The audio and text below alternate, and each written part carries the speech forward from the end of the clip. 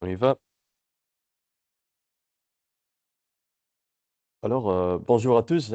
C'est qui regarde cet enregistrement pour le webinaire des indicateurs de biodiversité niveau 2 et 3, spécifiquement dédié au public du secteur de Granula francophone. Euh, Dans cette présentation du webinaire, on va dresser spécifiquement toutes les questions qui concernent le niveau 2 et 3 de ce projet d'indicateur de biodiversité. On se présente brièvement.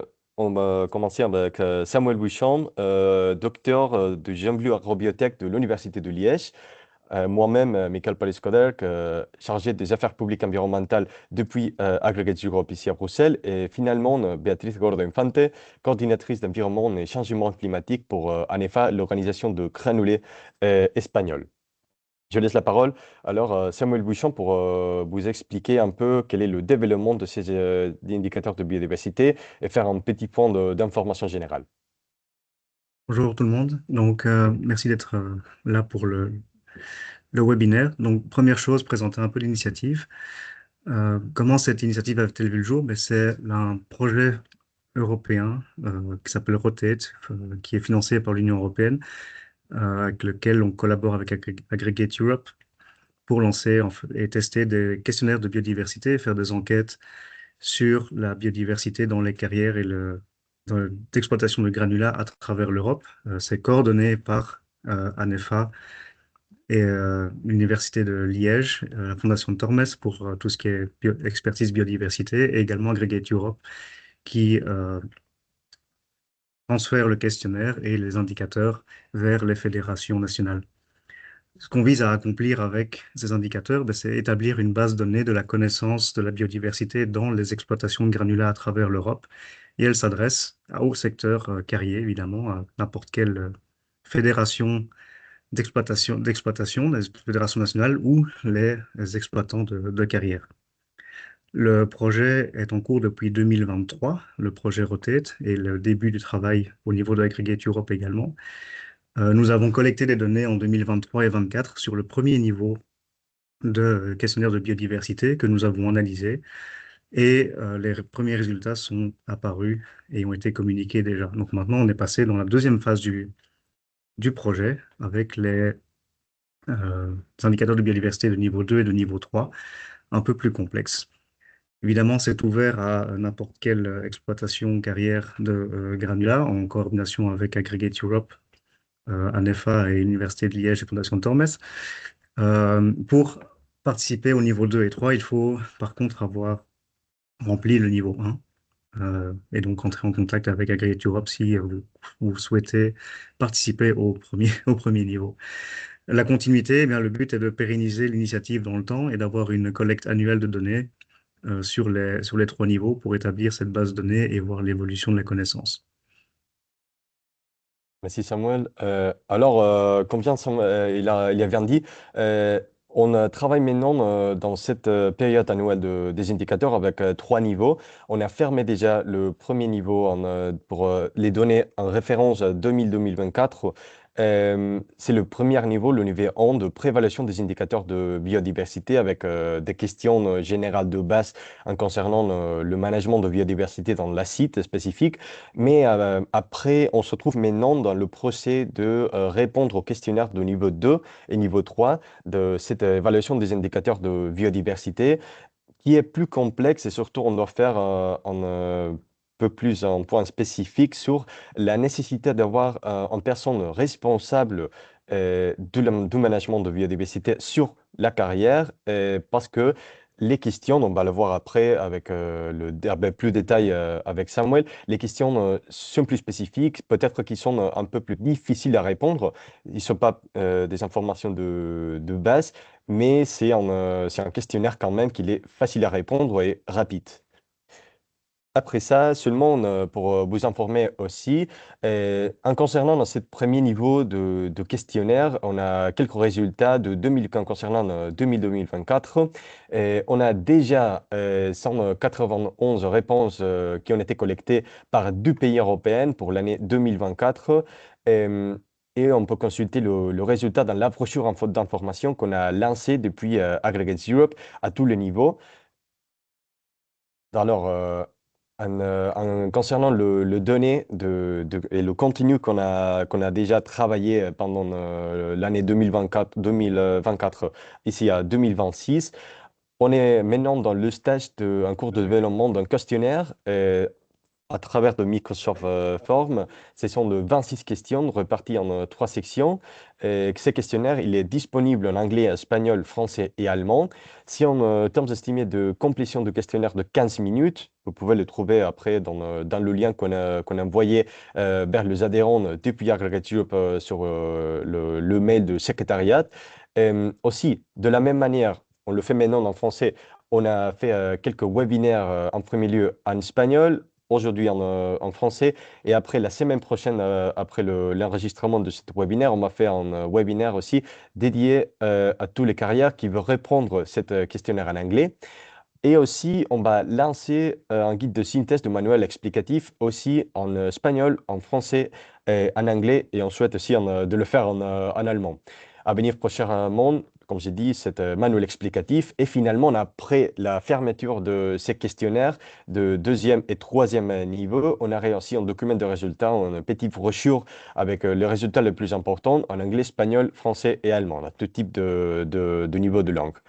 Alors, c'est important aussi de mentionner, comme il apparaît dans les diapositives, que tous les données que le site, c'est-à-dire que les compagnies, que le business, ils veulent nous fournir avec ces indicateurs de biodiversité, c'est confidentiel, strictement confidentiel, seulement traité par le membre de ce groupe de travail, c'est Aggregate Europe, aussi avec l'Université de Liège, la Fondation Tormes et ANEFA depuis l'Espagne, mais toutes ces données, ils sont fermés, ils ne sont pas publiés publiquement et se sont traités confidentiellement.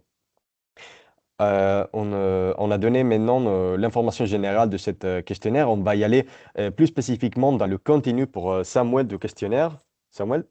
Donc, au niveau du questionnaire de niveau 2 et 3, il y a trois types d'informations qui sont collectées. La première, comme vous voyez sur le slide, ce sont les informations générales. Donc, où est située la carrière, les coordonnées géographiques et la fonction de la personne qui traite le questionnaire. Donc, sa position dans l'organisation. Est-ce que c'est un expert environnemental ou est-ce que c'est quelqu'un d'autre dans l'organisation? Et ça permet aussi de cadrer un petit peu les données qui sont prises par après. Et par après, il y a deux autres types de données qui sont prises. La protection des espèces, et donc il y a des listes de présence d'espèces, de faune et de flore qui peuvent être fournies. Il y a le suivi par les groupes taxonomiques et également un focus particulier sur les espèces protégées qui figurent sur la liste rouge, qui permettent également d'identifier des enjeux particuliers liés à certains sites, mais également plus globalement au niveau de l'Europe, la quantité d'espèces sous liste rouge qui sont dans les carrières et donc l'enjeu général et le rôle des carrières dans la protection de ces espèces-là. Ensuite, on a un focus sur les habitats, et donc là, c'est sur l'environnement qui accueille ces espèces. Il y a un inventaire d'habitats qu'on peut remplir. Il y a également une sélection de types d'habitats sur une liste européenne qui s'appelle EUNIS, qui est une liste standard de description des habitats qui permet justement de comparer les habitats présents dans deux pays, que ce soit en Espagne, en Allemagne ou en France. Et donc, cette liste d'habitats étant commune, on peut faire des statistiques à l'échelle de l'Europe.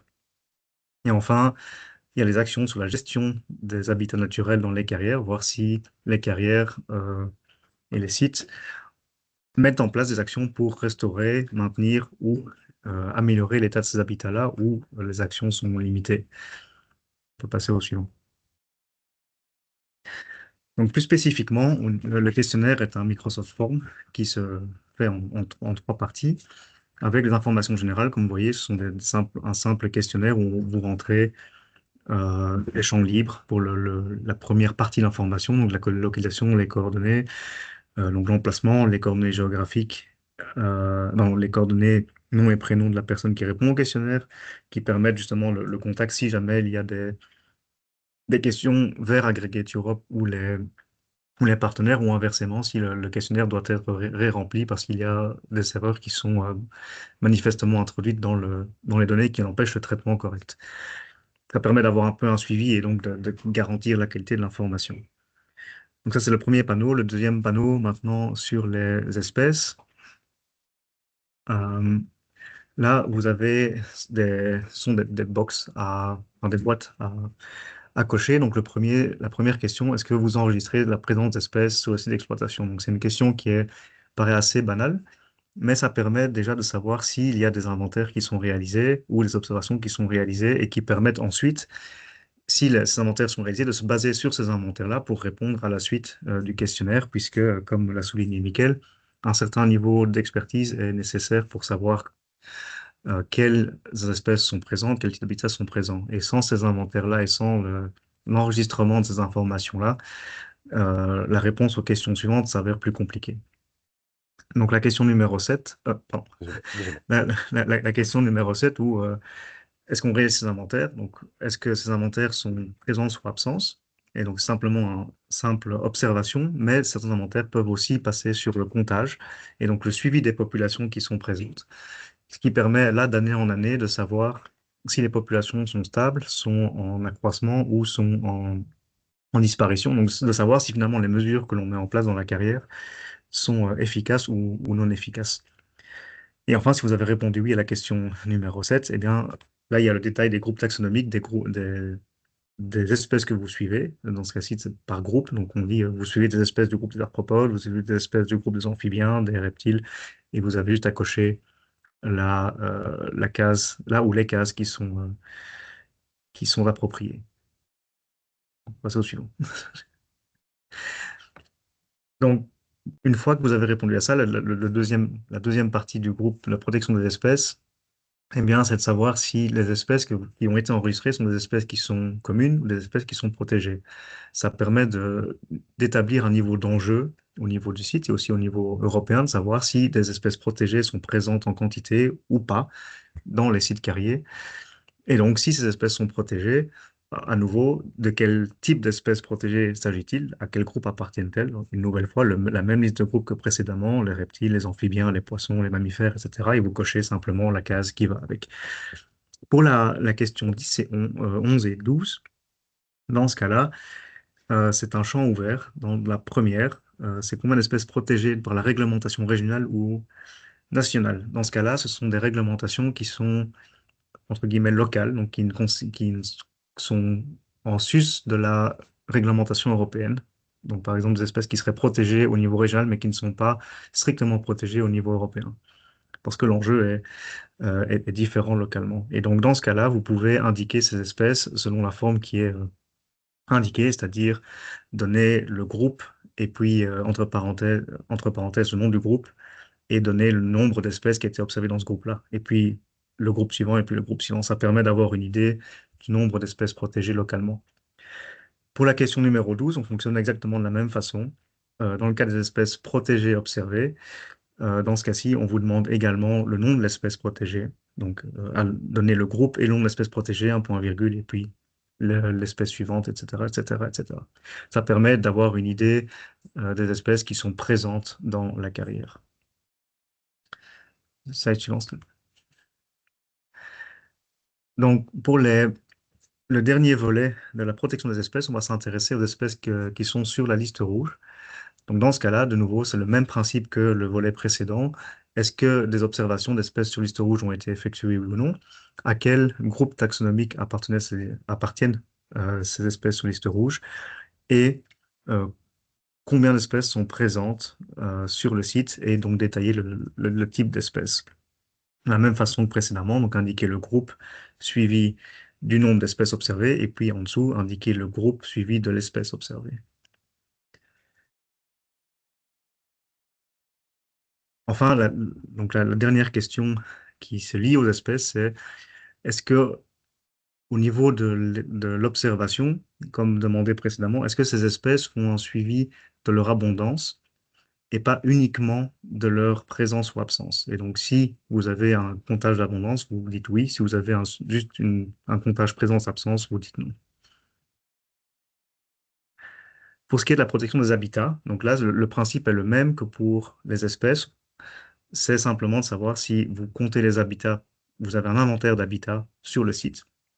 Répondez oui, non, et puis après, vous cochez dans la question 19 la catégorie des habitats qui ont été recensés sur le site de la carrière. Et quand on parle du site de la carrière, c'est vraiment la concession en entier, pas uniquement la zone active de la carrière, mais également les zones inactives, les zones qui sont restaurées, les zones qui sont encore à exploiter et les zones qui appartiennent au site de la carrière. Et donc ici, cette liste est basée sur la liste UNIS, dont le lien est marqué dans la description pour savoir si l'habitat que vous avez observé appartient effectivement à la catégorie qui est reprise ici. Vous pouvez toujours aller vérifier ça sur le site web de la classification UNIS. Parmi les habitats qui sont référencés, vous voyez la question 20, si vous avez un comptage de la superficie de ces habitats-là, eh bien, vous pouvez également le mettre dans le questionnaire de la même façon que ce qui avait été mis pour les espèces, c'est-à-dire la catégorie de l'habitat et puis suivi de la surface en hectares. Point virgule, la catégorie suivante, la surface en hectares, etc., etc. Ça permet d'avoir une idée également du nombre d'habitats et de l'arrangement écologique de la carrière. Maintenant, au niveau de la conservation de ces habitats, eh bien, on demande aux aux répondants de répondre à la question s'ils mettent en œuvre des mesures qui permettent de gérer, de préserver ou d'augmenter la surface des habitats naturels, oui ou non. Et puis le type de mesures qui sont mises en place dans la question 22. Donc, est-ce que c'est une protection de l'habitat? Est-ce que c'est une pratique durable qui est liée à l'usage du sol? Est-ce que c'est la conservation des ressources en eau? Est-ce que c'est un suivi de biodiversité avec collecte de données? Ça recoupe l'autre partie du questionnaire, mais c'est aussi des mesures qui sont importantes pour les habitats, ou également participer avec les communautés autour de la carrière pour euh, tout ce qui est comptage, diffusion d'informations et finalement également partager en fait cette information avec le public en général. Et vous avez également un champ ouvert qui permet de dire s'il y a d'autres actions que qui ne sont pas reprises ici, de pouvoir les mettre dedans. Alors, la dernière partie du questionnaire, ça, c'est tout ce qui est sur les habitats restaurés et pas sur les habitats présents. Donc, ces habitats qui n'étaient a priori soit pas présents, soit présents, mais qui ont été remis sur le site après exploitation. Donc, on s'intéresse dans la partie post-exploitation de la carrière. Le, le principe est exactement le même que précédemment. Donc, est-ce que vous le suivez, oui ou non? Cocher, pardon, les cases des habitats qui sont présents. Et puis, si vous avez les surfaces des habitats restaurés, eh bien, vous mettez la catégorie de l'habitat et puis la surface plus d'un point virgule. Et de nouveau, ça permet d'avoir de nouveau une meilleure vue de savoir quel type d'habitats sont restaurés dans les plans de restauration des carrières. Ok, alors merci Samuel pour l'explication. Je vois très clair de toutes les questions de ces questionnaires de deuxième et troisième niveau. Alors on va maintenant seulement repasser très brièvement quel est le calendrier pour ces 2025, 2025-2026. Et on a lancé, seulement pour vous rappeler qu'on a lancé ces questionnaires de niveau 2 et 3 le 13 novembre 2025.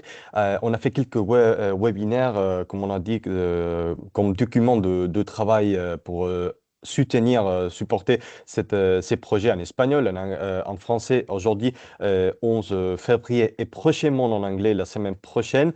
Et finalement, on a fait une petite extension de la date limite. On repense au questionnaire en ce qui concerne la date originale. Mais finalement, ça va fermer au 23 février 2026. Alors, on encourage évidemment aux tous adhérentes qui participent, par exemple, des associations nationales de la France en Belgique, par exemple, remplir et nous fournir avec vos questionnaires.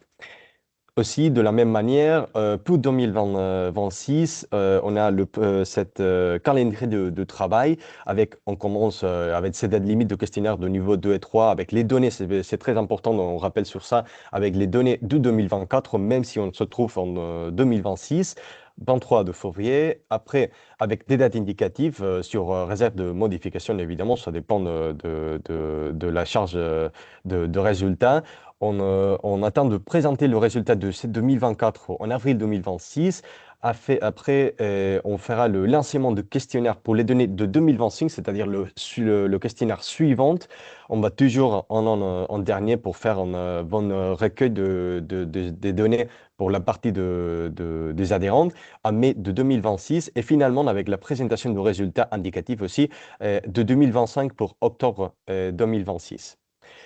Avec toute cette information et ces explications de questionnaire, évidemment, suivez-nous sur nos réseaux sociaux et n'hésitez pas, si vous avez de questions, à nous contacter. Et même dans nos adresses mail, par exemple, de Samuel à l'Université de Liège, au secrétariat d'Aggregates Europe, dans le cas où vous avez besoin des informations générales au niveau européen, ou sinon avec l'expertise de Béatrice, Victor aussi de service de Fondation Termes, et finalement aussi avec le compteur général de ANEFA depuis l'Espagne. Merci beaucoup pour avoir participé à cette session de webinaire et on espère que ça a été efficace et utile pour vous de regarder cet enregistrement. N'hésitez pas à nous contacter si vous avez de questions. Merci beaucoup.